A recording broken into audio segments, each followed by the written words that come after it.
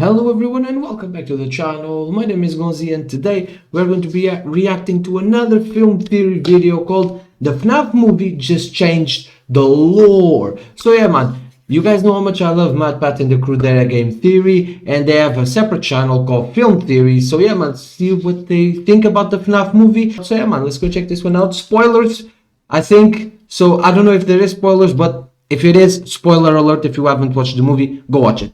And let's go.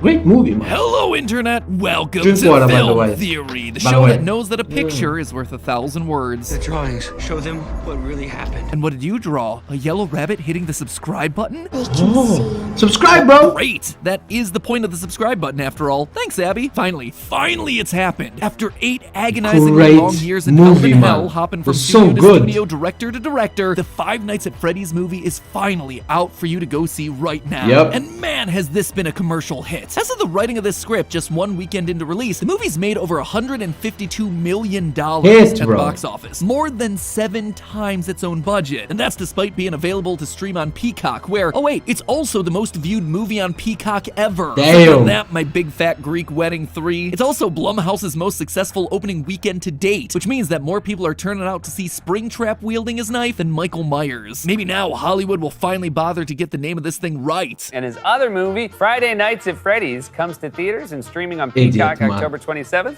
Five Nights at Freddy's. What did I say? Friday nights. It's been 8 or 9 years since I first met Scott Cawthorn, who created this. Why do we get it Five wrong? nights. Or not. Who cares? Forget them. This thing was made for the fans. From It Sparky was. the Dog to Dream Theory to... It's just a theory. You bet it is. And Yep. today we're getting back to those theorist roots. Yes, Today we're indeed. theorizing about the Hey, actual dude. movie, and boy, is there a Classic. lot to talk about here. True story, after the movie, I basically locked myself in the room with Lee and Tom, the film and game theory creative directors, and we busted out our trusty whiteboard to figure out exactly what was going on in the movie and where the story was gonna head in the future, because there were just a lot of details left hanging. What was up with the Balloon Boy figurine? How's no one freaked out by the fact that there are bodies in those animatronics? Wasn't this like the most structurally unsound table for it of all time? That last Yep. one, perhaps the biggest mystery of them all. Today, we're gonna be looking at all the Easter eggs, secrets, and hidden lore from the movie, Let's then go. comparing those to other parts of the franchise, both the books and the games, in order to predict where the story of the FNAF 2 movie is gonna go years before they actually make it. To begin, we should point Sure. out that we already do have some vague idea where the sequel's gonna head. In an Mm-hmm. interview with Variety, FNAF director Emma Tammy explained that the first movie was tied to the first game, so a second film would likely tie into a second game, which,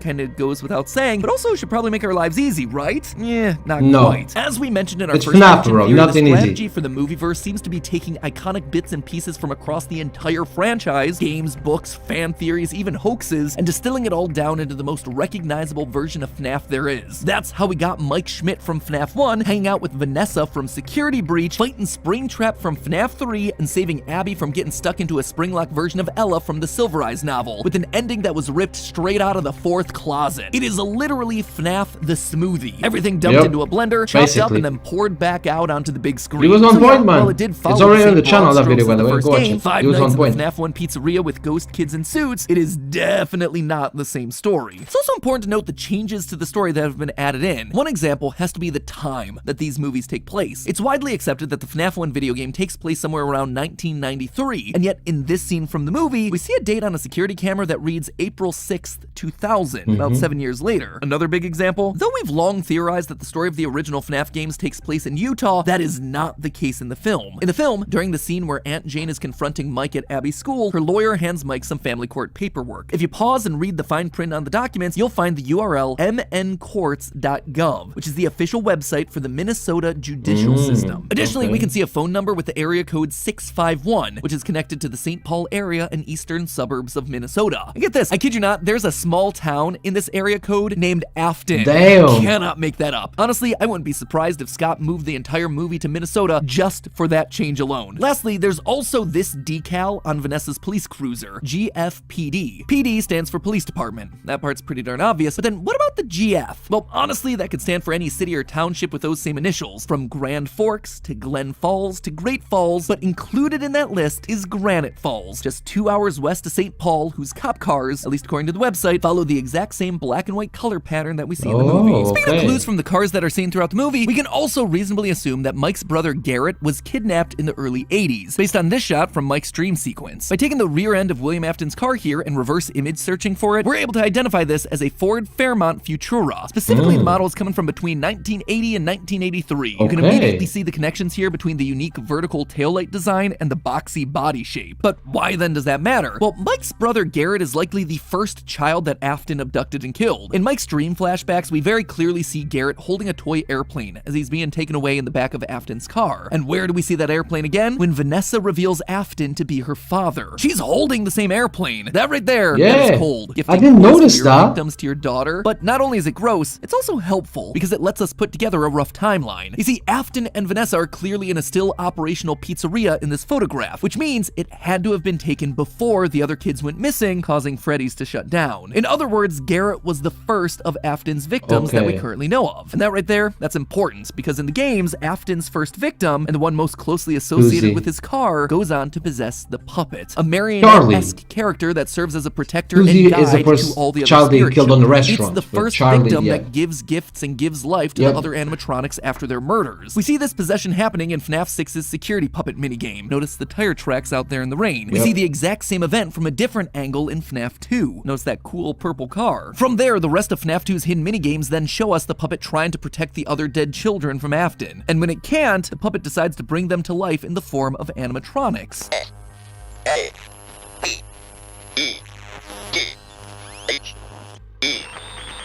The robotic voice here is spelling out save them. Does it sound familiar? It should. That same robotic voice appears at the very end of the movie's credits. G-O-M-E-F-I-N-E-M-E.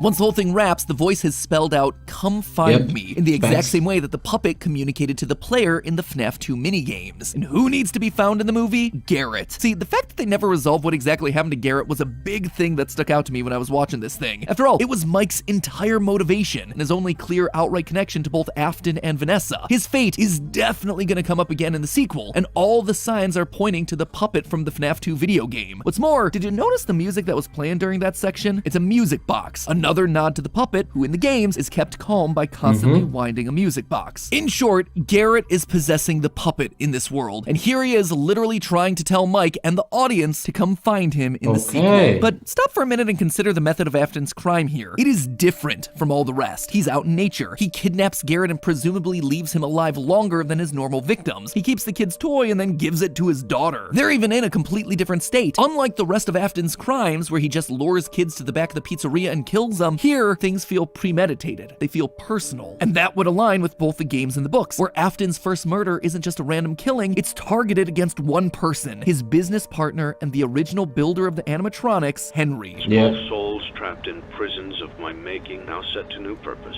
A wound first inflicted on me, but then one that I let bleed out to cause all of this. In fact, in the novel trilogy, Afton does the exact same thing that he does in the movie. He kidnaps Henry's daughter, Charlie, before ultimately killing her. Basically, all signs point to Garrett not just being a random victim, but rather to him being the son of Afton's partner and rival, Henry, the man who helped Afton build all of the animatronics. Yeah, that makes sense. As I was piecing together the details from the movie, I started to notice something. The Afton and Schmidt families from the movie seem awfully close to the family structures from the games, except in reverse. You see, in the game series, we know that Afton has himself 3 children, Michael, Crying Child, and Elizabeth. The oldest son, Michael, plays a prank as a kid which gets his younger brother killed in the iconic Bite of 1983. From there on, Mike becomes obsessed with atoning for his mistake, eventually becoming a security guard and releasing the spirit of his brother into the afterlife. Then there's Elizabeth, who eventually gets trapped and dies inside a baby, a suit that is increasingly looking to be a spring-lock animatronic. Now let's check out the Schmidt family over in the movie. You have, again, a family of 3, 2 boys and a girl. Mike, the older brother, is a security guard who's obsessed with atoning for the time that he got his younger brother Garrett kidnapped and killed. Then there's Abby, who's nearly trapped and killed inside the Ella suit, a spring-lock animatronic. They literally match one for one. Meanwhile, Afton in the movie seems to have himself only one daughter, Vanessa, just like Henry had himself one daughter, Charlie, in the games. So if they've switched dynamics, that could make Mike's dad here the representative of Henry Emily from the games. Our mom died a little while back, and Dad, he couldn't handle it, so... They leave Mike's dad's fate vague. To me, looks like it was deliberately done in case they ever wanted to bring Mike's dad back into the story in a role similar to Henry's. But perhaps most interesting of all, if you look in the background of the employee training video, you can see a man who looks very similar to Mike's dad working on animatronics, just like Henry would have done in the game's canon. This is also, as far as I can tell, an uncredited performance, but one look at Mike's dad, this guy from the training video, and the way that Henry's portrayed in places like the character encyclopedia, it shows a visual design connection between the three of them. But not only would this connection fit with the established game lore, it would also explain why William Afton recognizes Mike. Early in the movie, we see Afton have a moment of recognition when he reads Mike's last name. He does. Michael. But according to US Census data, there's around 166,000 people with the last name Schmidt here in the US. So either this is just a case of pure movie coincidence, or William recognizes not only the last name Schmidt, but Mike Schmidt specifically in the general age range that his partner's son would be. That's why he's so sure that this is someone from his past. More evidence for this? The fact that William knows that Mike has a brother without it ever being addressed. This is perfect. First I killed your brother. Now Sure, we can assume the spirit children told him. Little ones tell me you have a sister. Or maybe Vanessa, but that's a bit less satisfying than him just knowing and taking out his vendetta against every member of the Schmidt family. And for those of you saying that Henry's last name is Emily, it might be, but that's never actually been officially confirmed. We've always thought it was a bit bizarre to have as a last name, and let's be honest, it could just as easily be Charlie's middle name, Charlotte Emily Schmidt. That's facts. Let's talk about William. You'll notice that I just pulled the line that indicates that the spirits talk to William throughout this movie, which is a very important detail. In fact, if you notice, they really gave Afton a lot of explicit control over what the spirits are doing here. See, while he seems to understand what was happening in the games, it never seemed like he could outright control the animatronics. In the books, it's a little bit different. He eventually is able to control the animatronics, but not until the last novel of the trilogy. Here, though, he seems to understand all of it from the get-go. They tell him about Abby. He understands the importance of the pictures on the wall. What have you done? And as the spring locks in his suit are going off and he's dying, what does he do? He basically looks directly in the camera, says his catchphrase, I always come back. and puts on the Springtrap helmet. Why? What sense would that make? Well, it's a pretty clear indication that this Afton explicitly knows how possession works, and it involves being completely put inside of the suit like this. Putting on that helmet is basically Afton accepting his fate, knowing that he'll be back, able to possess the suit and survive. So right here we have ourselves a smarter Afton who is years further in his understanding of the spiritual world than either the Afton in the games or the books. Which leads me to this, an animatronic buried in the parts and service room of the pizzeria. One that you can't see in the movie, but you can see in the behind the scenes footage from Dawko during his tour of the movie set. An animatronic with rounded human skull, silver eyes, and human teeth. While this could just be background set dressing, I don't think that's the case. If this is truly an Afton who understands the power of agony in granting eternal life, if this is an Afton who has gone so far as to build a Freddy torture chair for extracting remnant from his victims, I'm thinking his experiments with building passable robotic humans has already begun. This isn't just me playing the Robot Gregory game again. It is the only explanation for the parts and services room to have an animatronic with human teeth and realistic human head proportions and eyes, and above it, hanging from the top of the shop, a robotic hand with 5 fully articulating fingers and human proportions. No other animatronic in this series fits this sort of description. Does this mean he's already built a humanoid, or is this just an early phase of his experiments? It's unclear, but it does give a bit more credit to Vanessa's bloodless stab wound at the end of the movie being more than just an excuse to get itself a PG-13 rating. My real guess, though, is that there's a robot Garrett walking around, and that he'll be the reveal at the end of the movie, just like Charlie the puppet is revealed to be a robot at the end of the 4th closet. A world-shattering revelation for Mike as he comes to terms with the nature of his brother and his father's weird creations, before the final movie where he's tasked with having to burn it all down. Honestly, the pieces are in place for us. Or not. All the next movie has to do is drop a Markiplier cameo and then show me a clip of Mangle, and I'm in. Some of the things in the video I didn't notice, like Henry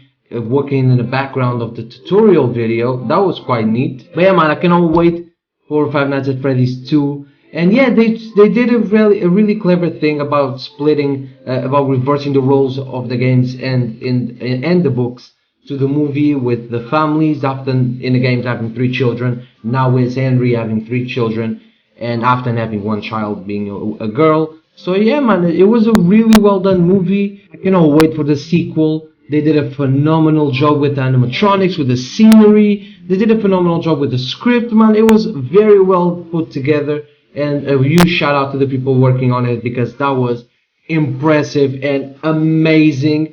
So yeah, man, phenomenal work, and I'm sure the second one will be just as good, if not better. But yeah, guys, thank you so much for watching the video, man. I hope you guys enjoyed it as much as I did. And yeah, I hope you had a phenomenal weekend. My weekend was okay-ish, so we move and have a phenomenal week. Go follow and pursue your dreams, man. Never look back, never quit. But before you go, remember I end videos on the channel, bro. Come on, keep God first as always. Drink water, go tell somebody you love them, and if you're here, I don't know what to do, man. Like the video, subscribe to the channel. My name is Gonzii, and see you guys tomorrow. Bye.